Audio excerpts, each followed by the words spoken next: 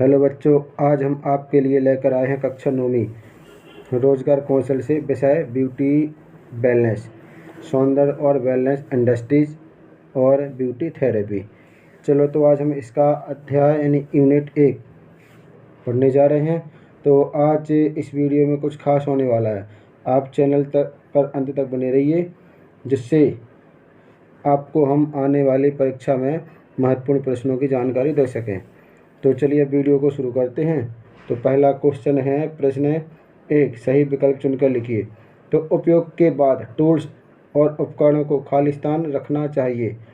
तो इसे कहाँ रखना चाहिए? तो इसका है पहला यानी विसंक्रमित, स्टरलाइज यानी विसंक्रमित करना।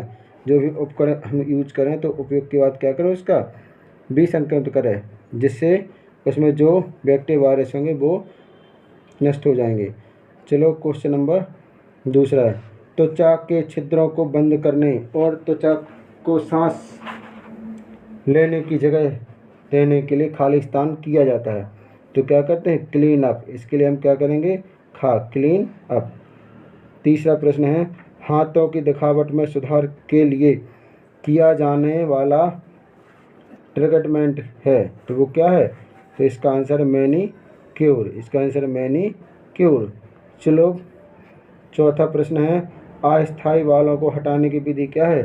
तो अस्थायी बालों को हटाने के लिए थ्रेडिंग। इससे बाल क्या होते हैं? हट जाते हैं, दोबारा भी उग जाते हैं। तो अस्थायी हटाना है। अगला प्रश्न है पांचवा, वुडन स्पैचुला किस कार्य में उपयोग किया जाता है? तो वुडन स्पैचुला वैक्सिंग ने, इसका उत्तर है वैक्सिंग में कार्य किया जाता है। अगला प्रश्न है 2, रिक्त स्थानों की पूर्ति कीजिए। तो रिक्त स्थानों की पूर्ति करना है। तो व्यक्तिगत सुरक्षा उपकरण खाली स्थान शामिल नहीं हैं। तो कौन से नहीं हैं? सामान्य कपड़े। इसमें भरेंगे हम सामान्य कपड़े। खाली स्थान 2, खाली स्थान केंद्र शरीर और मन को आराम देने के लिए सेवा प्रदान करते हैं। तो क्या करते हैं?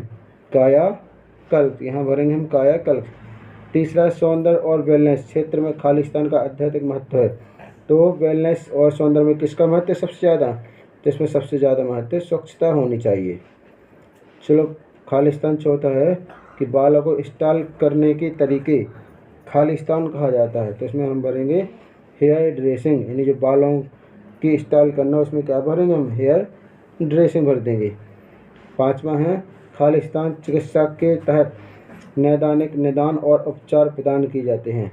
तो कुछ चिकित्सा में क्या किया जाता है? नहीं, प्राथमिक। इसमें भरेंगे हम प्राथमिक चिकित्सा के तहत नैदानिक निदान और उपचार प्रदान किए जाते हैं। प्रश्न नंबर 3, सत्य और असत्य बताइए। तो पहला है, ब्यूटी सैलून एक व्यक्ति के समग्र रूप से सुधार लाने के लिए त्वचा, बाल, नाखून आदि चिकित्सा पर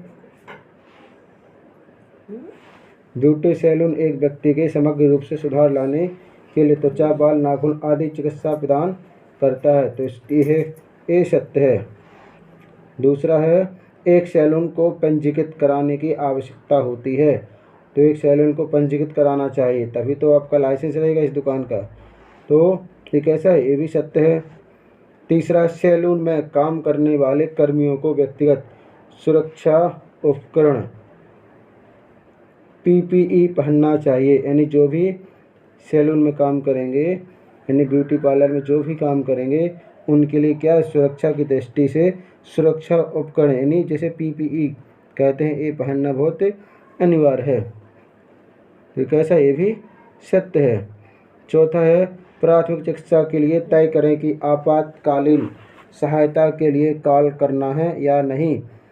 तो जो प्राथमिक चिकित्सा, उसके लिए ये भी सत्य है कि आपातकालीन कोई समस्या आ रही तो हमें कॉल करना है या नहीं करना है। तो ये भी सही है। पांचवा देखें, ऑटोक्लेव में उपकरणों को कीटाणु रहित करने के लिए 20 मिनट तक लगते हैं। तो जो ऑटोक्लेव में जो उपकरण होते हैं, उनको यानी डिस्चार्ज करने के लिए कितना? 20 मिनट का टाइम लगता है। चलो नेक्स्ट प्रश्न देखते हैं। प्रश्न क्रमांक 4, सही जोड़ी बनाइए। तो पहला है, व्यक्तित्व को उभारने के लिए खाली स्थान नहीं, इसके सामने हमें जोड़ी मिलाना है, तो इसके क्या मिलाएंगे हम, व्यक्तित्व को उभारना, तो क्या मिलाएंगे, मेकअप। क्या करेंगे हम, मेकअप करेंगे। दूसरा है बालों को स्टाइल करना, तो बालों को स्टाइल करना क्या कहलाता है, हेयर ड्रेसिंग करना, यानी हेयर मीन्स बाल, तो हेयर कंघी करना या ड्रेसिंग करना। तीसरा अंतर्राष्ट्रीय कॉस्मेटिक, तो अंतर्राष्ट्रीय कॉस्मेटिक है मेबेलिन, इसका वर्ग लगा लेंगे हम पहले में, मेबेलिन। चौथा है दस्ताने, तो दस्ताने को कहाँ करेंगे, ये यूज कहाँ करते हैं इसका करेंगे हम हाथों को दूषित होने से बचाना है, यानी हाथों को दूषित होने से बचाना है, तो क्या करेंगे, दस्ताने या ग्लव्स पहनेंगे। अब ऑटो क्लेव का मतलब होता है जो इसमें इंस्ट्रूमेंट उपकरण यूज़ किए जाते हैं उनको क्या करते हैं, विसंक्रमित करने की तकनीकी है ऑटो क्लेव। चलो अगला प्रश्न देखते हैं, प्रश्न नंबर 5वां अति लघु उत्तरीय प्रश्न है, ये 3 अंक वाले हैं। तो पहला प्रश्न है कायाकल्प केंद्र में किस तरह की सेवाएं शामिल है। तो देखिए पहला प्रश्न है कायाकल्प केंद्र में किस तरह की सेवाएं शामिल है, तो इसका आंसर है इसमें स्पा सेवाएं, एजुकेशन, स्पा उत्पाद और घटनाएं जैसे मुख्य स्पा इंडस्ट्री सेवाएं शामिल हैं। इसमें कौन कौन सी हैं, स्पा सेवाएं, एजुकेशन, स्पा उत्पाद और घटना जैसे मुख्य स्पा इंडस्ट्री सेवाएं शामिल हैं।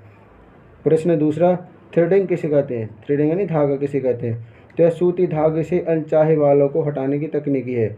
तो थ्रेडिंग एक ऐसी तकनीकी है जिससे बालों को अस्थायी तौर पर हटाने की तकनीकी है। अगला प्रश्न है कि बेसिक पेडिक्योर के चरण लिखो, तो बेसिक पेडिक्योर के चरण लिखना है, तो इसके चरण हैं बेसिक पेडिक्योर के निम्न चरण हैं।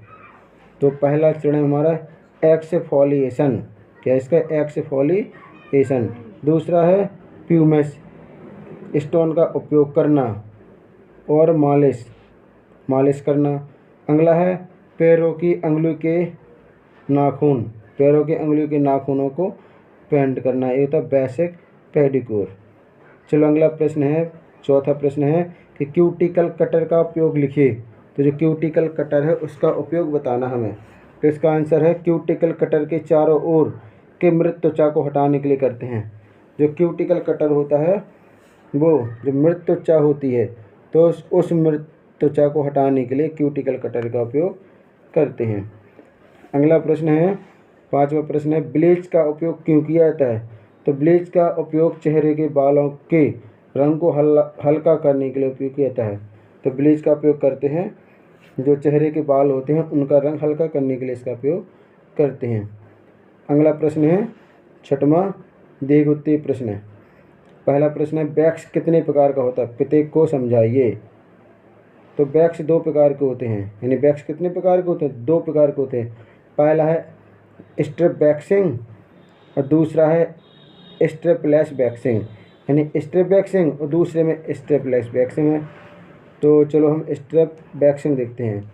तो स्ट्रिप वैक्सिंग में त्वचा पर वैक्स की एक पतली परत लगाई जाती है, यानी स्ट्रिप वैक्सिंग के तहत क्या करते हैं, त्वचा पर वैक्स यानी मोम की एक पतली परत लगाई जाती है और उसके ऊपर एक कपड़ा या डिस्पोजल पेपर लगाई जाती है और बालों को बढ़ने की दिशा में खींची जाती है। इसमें वैक्स के साथ अनचाहे बालों को हटाया जाता है।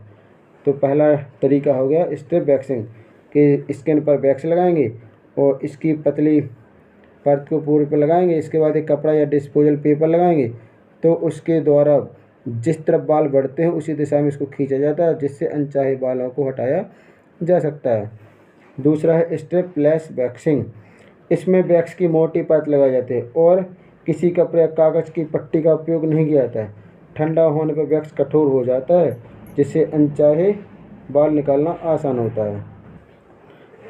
पहला तो था ऐसा कि जिसमें पतली परत लगाई जाती है वैक्स की, और दूसरा स्ट्रिपलेस वैक्सिंग में कि इसमें मोटी परत लगाई जाती है और किसी कपड़े या कागज़ की पट्टी की आवश्यकता नहीं होती है। ठंडा होने पर वैक्स को खींच दिया जाता है, जिससे अनचाहे बालों को निकाला जा सकता है। चलो अगला प्रश्न है देवहूति में कि प्राथमिक चिकित्सा के उपचार बताइए। तो प्राथमिक चिकित्सा के उपचार में क्या होना चाहिए? तो प्राथमिक चिकित्सा में पहला है कि शांत रहें, घबराएं नहीं। ठीक है, शांत रहें, घबराएं नहीं। दूसरा है आसपास के लोगों को सचेत करना चाहिए।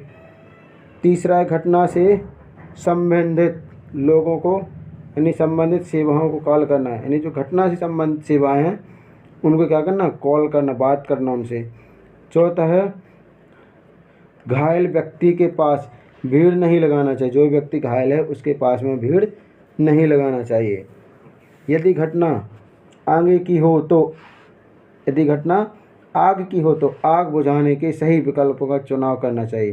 यानी पहले तो ये पता होना चाहिए आग किस वजह से लगी है, तो उसी के हिसाब से हमें आग बुझाने का तरीका अपनाना चाहिए। अंत में है कि तुरंत डॉक्टर के पास ले जाना चाहिए। तो ये होगा प्राथमिक चिकित्सा के उपचार। चलो अगला प्रश्न, तीसरा प्रश्न है कि मेकअप क्या है, मेकअप के लाभ लिखिए। तो आपको मेकअप बताना हो, इसके लाभ बताना कि क्या लाभ हैं। तो मेकअप किसी के व्यक्तित्व को उभारने के लिए सौंदर्य प्रसाधन लगाने की एक प्रक्रिया है। तो क्या है मेकअप? कि किसी के व्यक्तित्व को उभारने के लिए सौंदर्य प्रसाधन लगाने की एक प्रक्रिया है। मेकअप में आमतौर पर lipstick, eyeliner, eye shadow, mascara, foundation, face found का उपयोग करते हैं। आत्मविश्वास बढ़ाता है, जिससे क्या करते हैं, व्यक्ति के आत्मविश्वास को बढ़ाता है। त्वचा की खामियों और दोषों को छुपा दिया जाता है। मनचाहा लुक मिलता है। जैसा कि हम जानते हैं कि यदि कोई खुरदरी दीवार है टेढ़ी, तो जैसे पुट्टी के द्वारा उसको साफ किया जाता है, ऐसे ही मेकअप के द्वारा त्वचा को, वो चाहे काली हो चाहे खुरदरी हो, तो उसको पुट्टी की तरह उभारा जाता है, जिससे उसका व्यक्तित्व अच्छा लगे, यानी दिखने में लोग अच्छा होना चाहिए। जैसे कि कोई लड़की काली थी तो उसे लोग देखने आ रहे तो मना कर रहे थे, तो क्या करते हैं, उसके लिए कला मेकअप करते हैं। मेकअप में क्या करते हैं कि कोई बढ़िया सुंदर सा कोई प्रसाधन लगा करके, ताकि जो उसकी सुंदरता है वो सुंदरता बढ़ जाए। अब जो आर्टिफिशियल सुंदरता है इसको बढ़ाया जाता है, तो इससे क्या होता है, व्यक्ति का आत्मविश्वास बढ़ जाता है। उसे लगता है कि हमारे जो खामियां थी या जो दोष थे वो हमारे दोष छिप गए हैं, इससे हमें मनचाहा लुक मिल जाएगा और हमारी सुंदरता बढ़ जाएगी। तो यह मेकअप का कमाल। चलो अब देखते हैं अगला प्रश्न है, चौथा प्रश्न है कि ब्यूटी थेरेपी में दी जाने वाली सेवाओं का वर्णन कीजिए। जो ब्यूटी थेरेपी उसमें दी जाने वाली सेवाओं का वर्णन करना है। तो उत्तर पहला है कि ब्यूटी थेरेपी में दी जाने वाली सेवा निम्न है। पहला मैनीक्योर, यानी पहला कौन सा, मैनीक्योर, हाथों और हाथों के नाखूनों की दिखावट में सुधार करना। मैनीक्योर में करते हैं कि जो हाथ और जो हाथों के नाखून हैं उनकी दिखावट में सुधार किया जाता है। दूसरा है पेडिक्योर, तो पैरों की अंगुलियों के नाखूनों में सुधार किया जाता है। मैनीक्योर हाथों से संबंधित है, पेडिक्योर पैरों से संबंधित है। फिर आता है थ्रेडिंग, तीसरा है थ्रेडिंग, तो सूती धागे से अनचाहे बालों को हटाने की तकनीकी क्या हो जाएगी, थ्रेडिंग। वैसे उसका थ्रेड में धागा ही होता है, तो धागा लगाना, तो धागे के द्वारा अनचाहे बालों को हटा सकते हैं। ई वाला चौथा है कि वैक्सिंग। वैक्सिंग में क्या होता है, गर्म वैक्स के इस्तेमाल से बालों को जड़ से निकाला जाता है। तो ये वैक्सिंग दो प्रकार की होती है, एक होती है स्टेपलेस, एक होती है स्टेप वाली, कि जिसमें वैक्स को लगाया जाता है, एक पतली परत लगती है, दूसरी वाली मोटी। तो मोटी परत को क्या चिपका देते, थोड़ी देर रखते हैं ताकि वो सूख जाए, फिर एकदम से खींच देते हैं तो सारे बाल निकल आते हैं। इनको जड़ सहित निकाला जाता है। अगला है ब्लीच, तो चेहरे के बालों को हल्का करने के लिए किया जाता है। जो चेहरे के बाल होते हैं इनके रंग को हल्का करने के लिए ब्लीच किया जाता है। आजकल देखे होंगे कि सुनहरे बाल आने लगते चेहरे के, या कोई भी कलर कर देते हैं, जिससे हमें उसकी जो नेचुरलिटी का पता ही नहीं लगता है।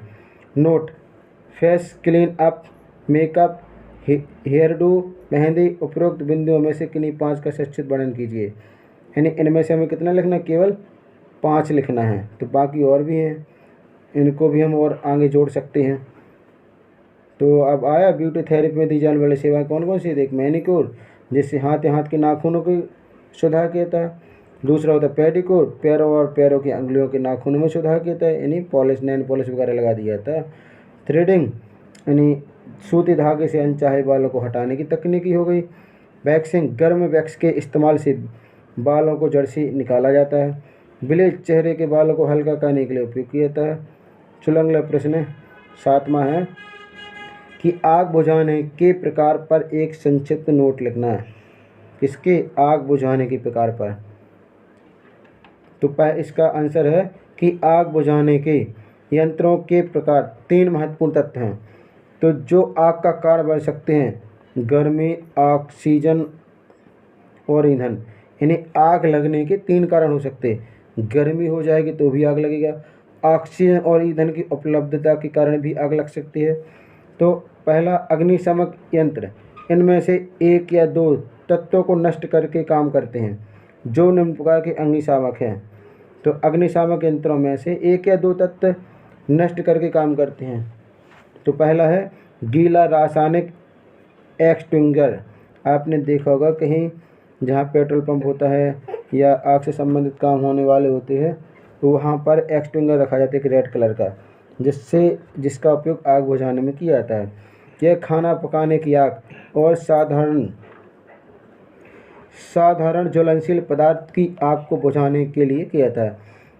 तो जो गीला वाला होता है एक्सटिंग्विशर, इसका खाना पकाने की आग या साधारण ज्वलनशील पदार्थ को बुझाने में काम करते हैं। दूसरा होता है फोम एक्सटिंग्विशर, ज्वलनशील तरल की आग बुझाने के लिए तेल आधारित पेंट, ग्रीस, हाइड्रोजन तरल पदार्थ। जो फोम वाला होता है, इससे ज्वलनशील ज़्यादा अति हैवी ज्वलनशील पदार्थों से वो बुझाने के लिए इसका उपयोग करते हैं। तीसरा, पानी वाला एक्सटिंग्विशर, तो ये पानी वाला होता है। तो पानी के एक्सटिंग्विशर का उपयोग साधारण ज्वलनशील पदार्थ की आग को बुझाने के लिए करते हैं, जैसे कागज़, लकड़ी, कपड़ा। यदि इनमें आग लग जाए तो हम पानी वाला एक्सटिंग्विशर का उपयोग करते हैं। और अगला है हैलोजन एक्सटिंग्विशर, अधिकांश प्रकार की आग को बुझाने के लिए सिवाय दहनशील धातुओं द्वारा। तो अधिकांश प्रकार की जो आग होती है उसको बुझाने के लिए सिवाय दहनशील धातुओं के अलावा इसका उपयोग करते हैं। 5वां है पाउडर एक्सटिंग्विशर का यंत्र, अधिकांश प्रकार की आग बुझाने के लिए इलेक्ट्रॉनिक उपकरणों की आग बुझाने में करते हैं। जो पाउडर वाला एक्सटिंग्विशर होता है, इसका उपयोग यानी जो इलेक्ट्रॉनिक उपकरणों की वजह से आग लगती है उसको बुझाने में इसका उपयोग करते हैं। अगला है 6 कार्बन डाइऑक्साइड एक्सटिंग्विशर। तो कार्बन डाइऑक्साइड एक्सटिंग्विशन का उपयोग दहनशील धातुओं को छोड़कर के अधिकांश प्रकारों को बुझाने के लिए पानी और आग, सूखा केमिकल, कार्बन डाइऑक्साइड, गीला केमिकल, साफ एजेंट, सूखा पाउडर, पानी की धुंध और कॉटे से संचालित सूखा केमिकल, जो कार्बन डाइऑक्साइड एक्सटिंग्विशर का उपयोग करते हैं। चलो अब देखते हैं अगला प्रश्न है कि सहायक ब्यूटी थेरेपी के लिए टिप्स लिखिए। तो सहायक ब्यूटी थेरेपिस्ट के लिए क्या करना है? टिप्स देना है कि उसे क्या क्या सावधानी अपनानी चाहिए कि जब वो थेरेपी करेगा, यानी ब्यूटी पार्लर वाला, ब्यूटिशियन जो भी होता है, वो जब भी थ्रेडिंग वगैरह या मेकअप करेगा तो उसे क्या क्या टिप्स अपनाने चाहिए। तो चलिए देखते हैं। तो सहायक ब्यूटी थेरेपिस्ट के लिए निम्नलिखित टिप्स हैं। पहला, व्यक्तिगत स्वच्छता के उच्च स्तर को बनाए रखना है। यानी पहला है कि यदि स्वच्छता नहीं है उसकी शॉप में तो बेकार है। तो व्यक्तिगत स्वच्छता को उच्च स्तर यानी अच्छी क्वालिटी देना है कि व्यक्तिगत स्वच्छता एकदम दिखावटी करना है कि दिखे कि कोई गंदगी नहीं है। दूसरा है स्वच्छ बाल बनाना चाहिए। बालों को पानीटेल या वल में बड़ करीने में बंधा सकते हैं। पहला है कि जो बाल कैसे बनाए, स्वच्छ बनाए, कहीं शीश ना रह जाए। उसकी जो टेक्निक है उसके द्वारा अपन सही थ्रेडिंग करें। तीसरा, हल्का मेकअप लगाना, यानी मेकअप कैसा होना चाहिए? हल्का लगाना चाहिए, ऐसे नहीं कि एकदम भारी बहुत हैवी पुट्टी कर दिया जाए तो पता चला कि किसी चुड़ैल को एकदम खूबसूरत बना दिया जाए। चलो अगला है ई वाला है कि सुनिश्चित करना चाहिए कि सांस ताज़ी है, भोजन या तंबाकू की गंध नहीं आ रही है। तो जो सांस वो कैसी ताज़ी है, सुनिश्चित करना चाहिए जो हमारी सांस में ले ताज़ी है कि नहीं है। भोजन या तंबाकू की गंध नहीं आना चाहिए, किसी प्रकार की गंध उसमें नहीं होना चाहिए। अगला है नाखून को काट कर साफ रखना चाहिए। जो नाखून है उनको काट करके साफ रखना चाहिए। अगला है कम से कम आभूषण पहनने चाहिए। यानी जब हम थ्रेडिंग करवाने जाएं या ब्यूटी पार्लर जाएं तो हमें कम से कम आभूषण पहनने चाहिए। अगला है, चलिए अगला है आरामदायक और ढके हुए जूता पहनना चाहिए। तो कैसे होना चाहिए? आरामदायक और ढके हुए जूते पहनने चाहिए, यानी जो पूरा पैर है वो फुल जूते का होना चाहिए। चलो अगला है काम या उपचार क्षेत्र में खाने पीने से बचना चाहिए। जब हम यहाँ काम कर रहे हैं या उपचार कर रहे हैं तो यहाँ पे हमें भोजन नहीं करना चाहिए, इससे हमें बचना चाहिए। चलो अब देखते हैं अगला। अगला प्रश्न है सौंदर्य क्षेत्र के उपक्षेत्रों का वर्णन कीजिए। चलिए तो प्रश्न है सौंदर्य क्षेत्र के उपक्षेत्रों का वर्णन कीजिए। तो सौंदर्य क्षेत्र के उपक्षेत्रों का वर्णन निम्नलिखित है। तो पहला है आ नंबर का सौंदर्य केंद्र या सैलून। सैलून जहाँ भी कटिंग वगैरह होती है उसे हम सैलून कहते हैं, सौंदर्य केंद्र भी कह सकते हैं। जहाँ पर हम अपने व्यक्तित्व को सुधारा, जैसा हमारा व्यक्तित्व भला है बुरा जैसा भी है उसे हम खूबसूरती प्रदान करते हैं तो वो कहलाता है सैलून। तो ब्यूटी सैलून एक व्यक्ति के समग्र रूप से सुधार लाने के लिए त्वचा, बाल, नाखून, देखभाल और अन्य, यानी ब्यूटी सैलून एक व्यक्ति के समग्र मतलब पूरा शरीर संबंधी सुधार लाने के लिए त्वचा, बाल, नाखून, देखभाल और अन्य संबंधित सेवाएं प्रदान करता है सौंदर्य केंद्र। दूसरा है बड़ा आ हेयर सैलून। तो हेयर सैलून में क्या, तो केवल बाल काटे जाते हैं, बालों की स्टाइल देखी जाती है, यानी हेयर कट, हेयर स्टाइल और shampoo, hair colouring, scalp treatment जैसी सेवा प्रदान करता है। तो हेयर सैलून में क्या होगा, कटिंग होगी, बालों की रंगाई होगी, और शैम्पू भी लगाया जाता है, बालों को कलरिंग किया जाएगा, स्कैल्प ट्रीटमेंट करते हैं। तो अगला है तीसरे नंबर का उत्पाद और काउंटर बिक्री। तो क्या है उत्पाद और काउंटर बिक्री? तो सौंदर्य संबंधित उत्पादों को काउंटर, यानी सुंदर संबंध उत्पादों को काउंटर पर बिक्री शामिल है। तो इसमें क्या होता है कि जो सौंदर्य के जो साधन होते हैं, संबंधित साधन होते हैं, उनकी काउंटर में बिक्री शामिल है। चौथा है फिटनेस और क्लिमिंग। फिटनेस भी करना है, क्लिमिंग भी करना है। तो सारे व्यायाम, योग, एरोबिक्स, अन्य और शरीर संबंधी प्रथाओं और वजन घटाने, स्लिमिंग के क्षेत्र में सेवा प्रदान करना। तो इसमें क्या होता है फिटनेस में, ये सारे व्यायाम जैसे एरोबिक्स, अन्य शरीर संबंधी प्रथाओं के वजन घटाने में भी स्लिमिंग के क्षेत्र में सेवा प्रदान करते हैं। अगला पाँचवा है कायाकल्प। कायाकल्प क्या है तो इसके बारे में देखते हैं। तो स्था सेवा, स्था एजुकेशन, स्था उत्पाद आदि। अगला है अल्टरनेटिव थेरेपी, प्राकृतिक चिकित्सा सेवा प्रदान की जाती है। इससे क्या होता है, प्राकृतिक चिकित्सा सेवा प्रदान की जाती है। अगला है यूनिसेक्स सेवा, यानी यूनिसेक्स सेवा महिला और पुरुषों दोनों के लिए सेवा प्रदान करता है। तो यूनिसेक्स क्या करता है, महिला और पुरुषों दोनों के लिए सेवा प्रदान करता है। अगला है अंतर्राष्ट्रीय ब्रांड, विभिन्न अंतर्राष्ट्रीय ब्रांड के रिटेल फ्रेंचाइजी लेकर सेवा प्रदान करते हैं। चलिए तो अगला प्रश्न है उठाने के उचित तरीकों को विस्तार से समझाइए। यानी जब भार उठाते हैं तो उसको क्या करना है, उचित तरीके से विस्तार से समझाना है। चलिए तो पहला है, इसके आंसर पहला, भारी और बड़े भार उठाते समय बदल लेना चाहिए। चलिए भारी और बड़े सामान उठाते समय मदद लेना चाहिए हमें किसी से भी। दूसरा, उठाते समय घुटनों पर बैठने के लिए झुकें, दोनों हाथों को एक बार भार को पकड़ने के लिए उपयोग करना चाहिए। उठाने के लिए पैरों का उपयोग करें, इसे घुटने और सीने के बीच पकड़ना चाहिए और कमर केवल झुके बिना सीधे खड़े रहना चाहिए। तो देखो इसकी शर्त लिखी है, यदि हम इस तरह से करेंगे तो हमारी कमर में दर्द नहीं होगा और हमारी कमर भी कभी झुकेगी नहीं। तो इसका है कि उठाते समय घुटनों पर बैठने के लिए झुकें, दोनों हाथों को एक भार को पकड़ने के लिए उपयोग करना चाहिए, दोनों हाथों को किसी भार को एक साथ पकड़ना चाहिए और उठाने के लिए पैरों का क्या करना चाहिए, पैरों का उपयोग करें, इसे घुटने और सीने के बीच पकड़ना चाहिए कमर के बल झुकें, बिना झुके सीधे खड़े रहना चाहिए। चलो नेक्स्ट अगला है, तीसरा है कि मुड़ते समय पैरों को हिलाना चाहिए। जब हम मुड़ते हैं तो पैरों को हिलाना चाहिए। कमर को मोड़ने से बचना चाहिए, कमर नहीं मोड़ना चाहिए, हमें पैरों को मोड़ना चाहिए, पैरों को मोड़ के हिलना है। अगला है कि भार को उठाते समय हमेशा पैर और कूल्हे की मांसपेशियों का उपयोग करें। जब भार को उठाते हैं तो किसके, पैर और कूल्हे की मांसपेशियों का उपयोग करें, क्योंकि ये मजबूती है, क्योंकि ये क्या है, ये मजबूत हैं। तो जब करते हैं हम वजन उठाते हैं तो हमेशा पैर और कूल्हे की मांसपेशियों का उपयोग करना चाहिए, ये मजबूत हैं। अगला है हैंड ट्रक या फोर्ट लिफ्ट जैसे उपकरण का उपयोग करना चाहिए।